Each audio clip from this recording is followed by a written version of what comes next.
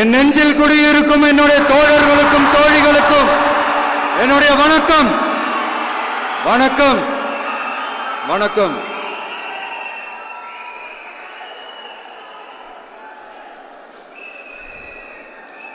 கதறல் சத்தம்லாம் எப்படி இருக்கு?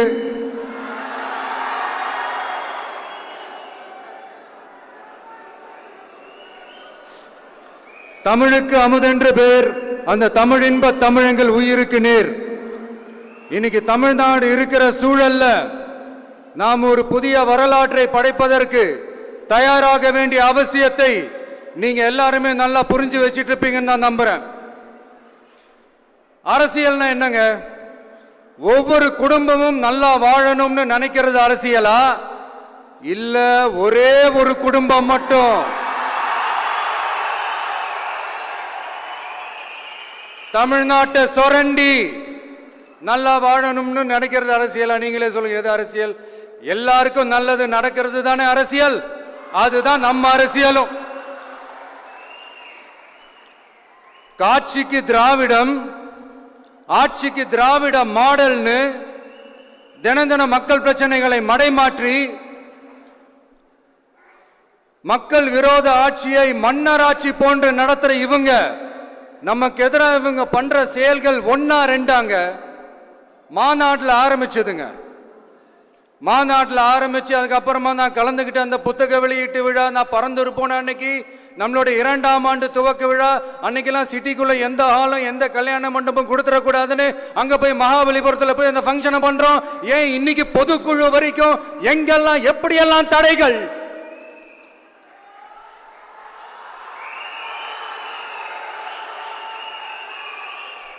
ஆனா அத்தனை தடைகளையும் தாண்டி நம்மளுடைய தோழர்கள் சந்திப்பு நிகழ்ச்சிகள், மக்கள் சந்திப்பு நிகழ்ச்சிகள் தொடர்ந்து நடந்துகிட்டு தான் இருக்கும். அது தொடர்ந்து நடக்கும்.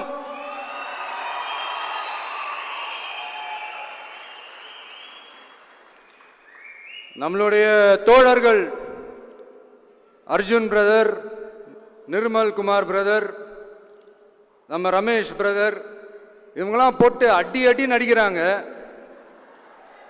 நாமளும் அதே மாதிரி அடிக்கணுமான்னு மனசுக்குள்ள ஒரு யோசனையா தான் இருக்கு.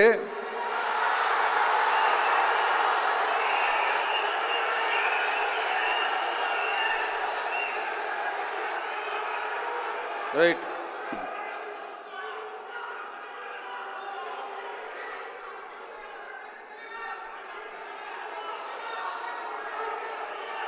ஓகே, ரைட், புரிஞ்சிச்சு.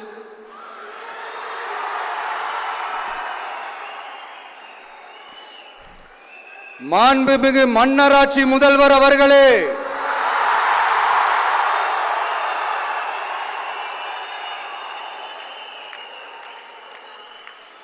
மாண்புமிகு திரு முத்துவேல் கருணாநிதி ஸ்டாலின் அவர்களே,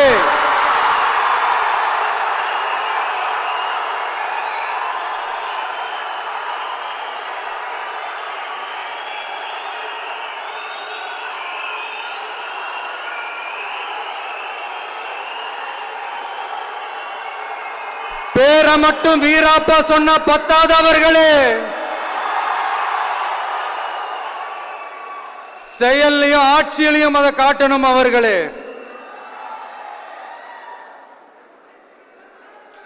ஒன்றியத்தில் பாஜக ஆட்சியை ஒரு பாசிச ஆட்சின்னு அடிக்கடி அறைகூவல் விடுத்துவிட்டு இங்க நீங்க பண்ற ஆட்சி மட்டும் என்னவா?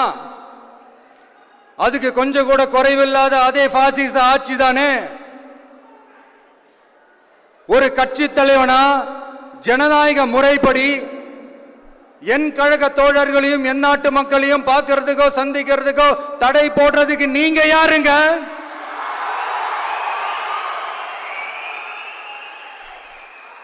தடையை மீறிய மக்களை பார்க்கணும்னு முடிவு பண்ணிட்டா போயே தீருவேன். சட்டத்தை மதிக்கணும்ன்ற ஒரே காரணத்துக்காக தான் அமைதியா இருக்கிறேன். நேத்து வந்தவெல்லாம் முதலமைச்சர் ஆகணும்னு கனவு காண்றான்னு சொல்றீங்க. அது நடக்கவே நடக்காதுன்னு சொல்றீங்க. அப்படியேங்க எந்த கட்சிக்கும் இல்லாத நெருக்கடியை தமிழக வெற்றி கழகத்துக்கு மட்டும் போட்டுக்கிட்டே இருக்கிறீங்க.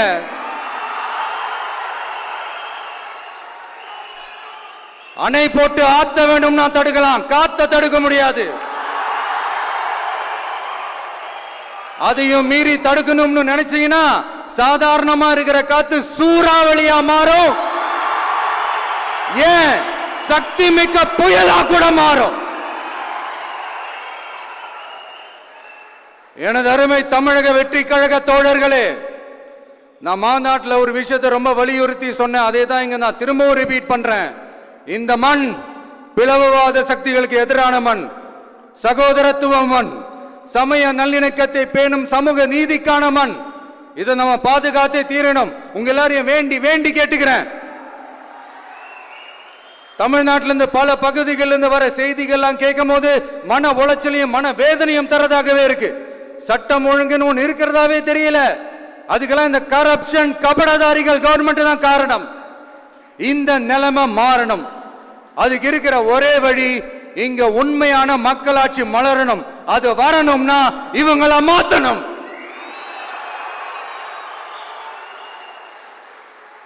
அதுக்கு என்ன வழி? அதுக்கு நாம என்ன செய்ய போறோம்?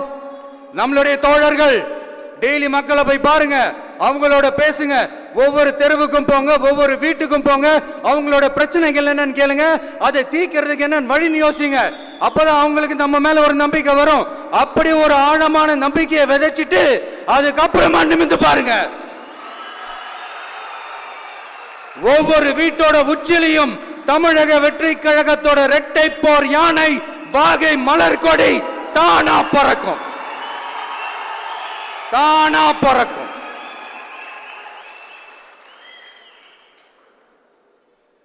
மாண்புமிகு மன்னராட்சி முதல்வர் அவர்களே, உங்க ஆட்சியை பத்தி கேள்வி கேட்டா மட்டும் ஏன் சார் உங்களுக்கு இவ்வளவு கோபம் வருது? நீங்க ஒழுங்கா ஆட்சி நடத்திருந்தீங்கன்னா பெண்கள் பாதுகாப்பு ஒழுங்கா இருந்திருக்கும், சட்டம் ஒழுங்கு சரியா இருந்திருக்கும். பச்சை பிள்ளைங்க, படிக்கிற பிள்ளைங்க, சின்ன பொண்ணுங்க, வீட்டில் இருக்கிற பொண்ணுங்க, வேலைக்கு போற பொண்ணுங்கன்னு இவங்க எல்லாருக்கும் நடக்கிற கொடுமைகளை சொல்ல முடியல சார்.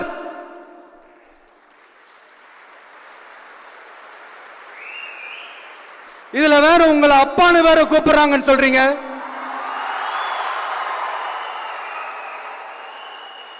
தினம் தினம் உங்களுடைய இந்த கொடுமைகளை அனுபவிச்சுட்டு இருக்கிற என்னுடைய சகோதரிகளான தமிழ்நாட்டு பெண்கள் தான் உங்களுடைய அரசியலுக்கு ஒரு முடிவு கட்ட போறாங்க, உங்களுடைய ஆட்சிக்கு ஒரு முடிவு கட்ட போறாங்க, உங்களுடைய இந்த அரசியல் வாழ்க்கைக்கு ஒரு முடிவு கட்ட போறாங்க.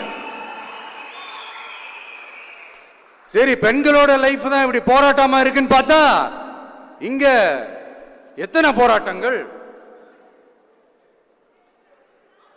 பரந்தூர் போராட்டம், அரசு ஊழியர்கள் ஆசிரியர்கள் போராட்டம், போதைப் பொருள் எதிர்ப்பு போராட்டம், வரி உயர்வு போராட்டம், மீனவர்கள் போராட்டம், போக்குவரத்து ஊழியர்கள் போராட்டம், சாதிவாரி கணக்கெடுப்பு போராட்டம், சாம்சங் தொழிலாளர்கள், டங்ஸ்டன், விவசாயிகள் போராட்டம், மின்கட்டண உயர்வு எதிர்ப்பு போராட்டம், இஸ்லாமிய அமைப்புகள், செவிலியர்கள், மருத்துவர்கள், இந்த மாதிரி போராட்டங்கள். இதெல்லாம் சும்மா சாம்பிள் தான். இது இன்னும் சொல்லிட்டே போலாம், இந்த நாள் பத்தாது. ஆனா இந்த எல்லா போராட்டங்களுக்கும் தமிழக வெற்றி கழகம் கூட நிற்கும்.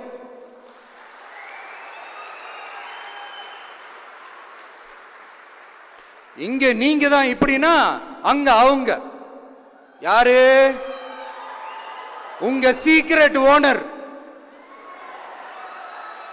அவங்க உங்களுக்கும் மேல மாண்புமிகு திரு மோடிஜி அவர்களே,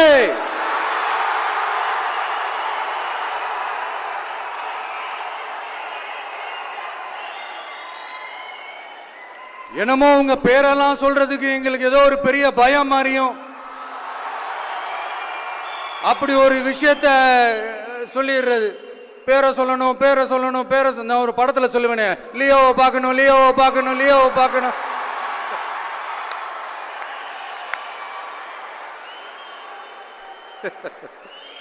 இல்ல இல்ல, சத்தியமா அப்படிதாங்க இருக்கு. சென்டர்ல ஆள்றவங்கன்னு சொல்றோம். சென்டர்ல யார் ஆள்றா? காங்கிரஸா?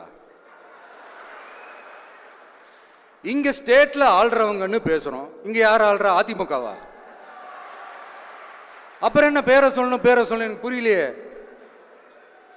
நீங்க தானே கேட்டீங்க, வச்சுக்கோங்க.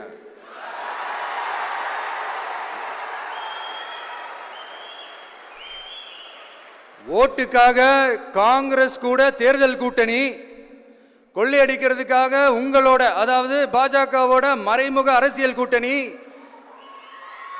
இப்படி உங்க பேரை சொல்லியே மக்களை ஏமாத்துறதும் உங்க பேரை சொல்லியே மக்களை பயமுறுத்துறதும், இப்படி இந்த கரப்ஷன் கபடதாரிகளுக்கு மறைமுகமாக உதவும் உங்க அரசுக்கு ஏஞ்சி தமிழ்நாடு தமிழர்கள்னாலே அலர்ஜி.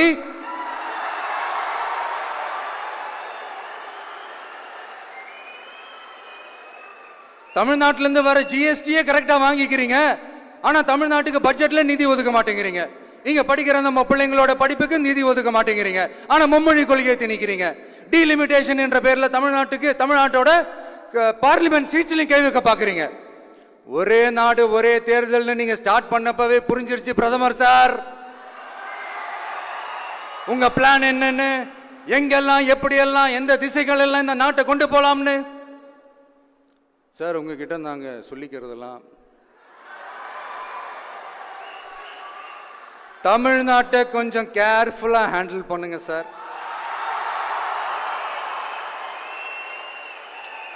ஏன்னா தமிழ்நாடு பல பேருக்கு தண்ணி காட்டின ஸ்டேட் சார், பல பேருக்கு தண்ணி காட்டின ஸ்டேட் சார்.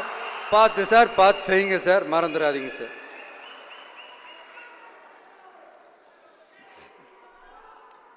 தமிழ்நாட்டு மக்களுக்கு இன்னைக்கு இந்த பொதுக்குழு வழியா ஒரு உத்தரவாதத்தை நாம கொடுக்க போறோம். நம்ம ஆட்சி, அதாவது உங்க ஆட்சி, உண்மையான மக்களாட்சி,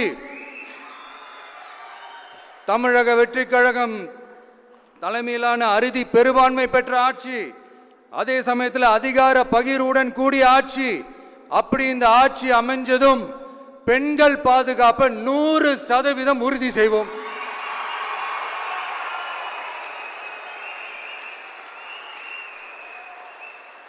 சட்டம் ஒழுங்கு ரொம்ப முறையா ஸ்ட்ரிக்டா வச்சிருப்போம்.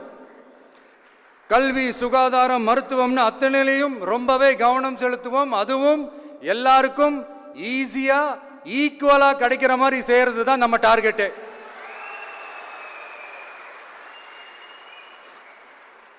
அரசு ஊழியர்கள், ஆசிரியர்கள், போக்குவரத்து தொழிலாளர்கள், மின்சார வாரிய ஊழியர்கள்னு தொழிலாளர்கள் பக்கமும் நாம கண்டிப்பா துணையா நிற்போம். ஏன்னா நாம எப்பவுமே உழைக்கிறவங்க பக்கம்தான்.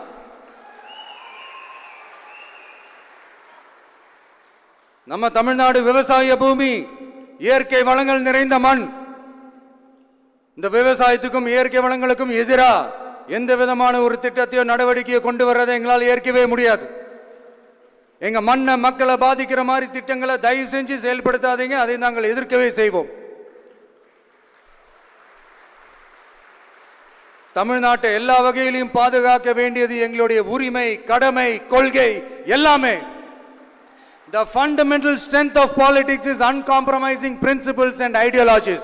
Periyar's social justice, Kamaraj's honest administration, Ambedkar's equal justice and equal opportunity, Velu Nachiyar's social inclusivity and communal harmony, Anjali Ammal's fighting for water resources were the reasons for choosing them as our party's ideologues and policy leaders. I would like to mention here with pride that we are the first political party to declare 2 historic women icons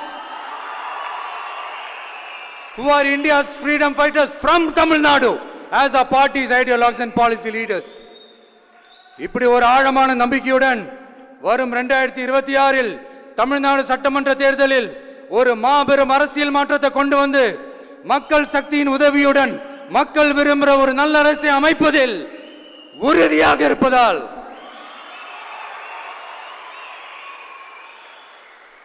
அதை தடுக்கிறதுக்குன்னு சில பேர் பகல் கனவு காண்பார்கள் இல்லையா? அவங்க எல்லாருக்குமே சொல்லிக்கிறது ஒண்ணுதான், காற்று, மழை, வெயில், இயற்கையை யாரால் கட்டுப்படுத்த முடியும்? யாரால் தடுக்க முடியும்? இவை எல்லாம் கடவுளால் உருவாக்கப்பட்டவை. அப்படிதான் எம் மக்களுக்கான அரசியலையும் யாராலும் தடுக்க முடியாது. அரசியல் சூறாவளியையும் தேர்தல் சுனாமியையும் தடுப்பார் எவர். அப்படிதான் எம் மக்களுக்கான அரசியலையும் அந்த வெற்றியையும் யாராலும் தடுக்க முடியாது. அப்படி தடுக்கணும்னு நினைக்கிறவங்களோட கனவு ஒரு நாளும் மெய்ப்படாது. Before concluding my speech, few words from William Blake. Men may come, men may go, but I go on forever.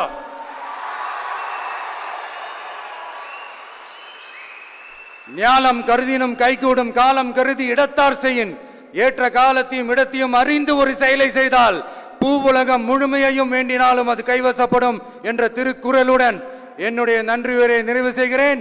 பார்த்துக்கிட்டே இருங்க.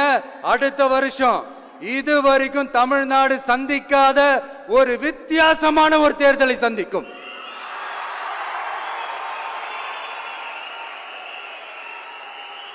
ரெண்டே ரெண்டு பேருக்கு நடுவுல தான் போட்டியே.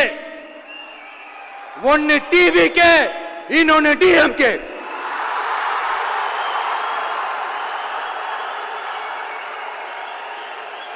கான்பிடண்டா இருங்க, நல்லதே நடக்கும், வெற்றி நிச்சயம். மீண்டும் சந்திக்கும் வரை நன்றி, வணக்கம்.